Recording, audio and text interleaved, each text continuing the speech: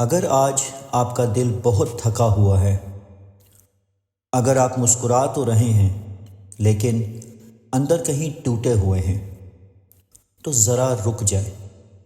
یہ پیغام آپ کے لیے ہی ہے۔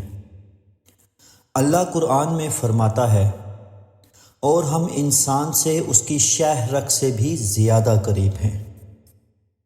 سوچیں، جب سب چھوڑ دیتے ہیں، جب کوئی سمجھ نہیں پاتا، جب دعائیں خاموش لگنے لگتی ہیں، اس وقت اللہ آپ کے سب سے قریب ہوتا ہے۔ آپ کا انتظار، آپ کے آنسو، آپ کی خاموش راتیں، کچھ بھی ضائع نہیں ہو رہا۔ اللہ تو وہ رب ہے جو ٹوٹے دلوں کو جوڑتا ہے، جو دیر کو انکار نہیں بناتا، اور جو خاموشی میں بھی کام کر رہا ہوتا ہے۔ اللہ سورہ زحا میں فرماتا ہے، تمہارا رب نہ تمہیں چھوڑتا ہے نہ بھولتا ہے۔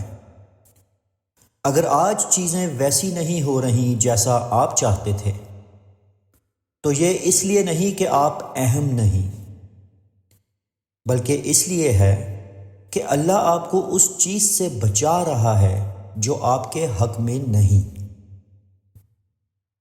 کبھی کبھی اللہ ہمیں وہ نہیں دیتا جو ہم مانگتے ہیں، کیونکہ وہ ہمیں وہ دینا چاہتا ہے جو ہمیں توڑنے کے بجائے سنبھال لے۔ یاد رکھیں، ہر صبر کی ایک حد نہیں ہوتی، ہر صبر کی ایک منزل ہوتی ہے۔ پھر سے سنیے، ہر صبر کی ایک حد نہیں ہوتی، ہر صبر کی ایک منزل ہوتی ہے۔ اور اللہ وعدہ کرتا ہے، بے شک ہر مشکل کے ساتھ آسانی ہے، بے شک ہر مشکل کے ساتھ آسانی ہے۔ 2 بار فرمایا، کیونکہ اللہ جانتا ہے کہ دل کو یقین ایک بار میں نہیں آتا۔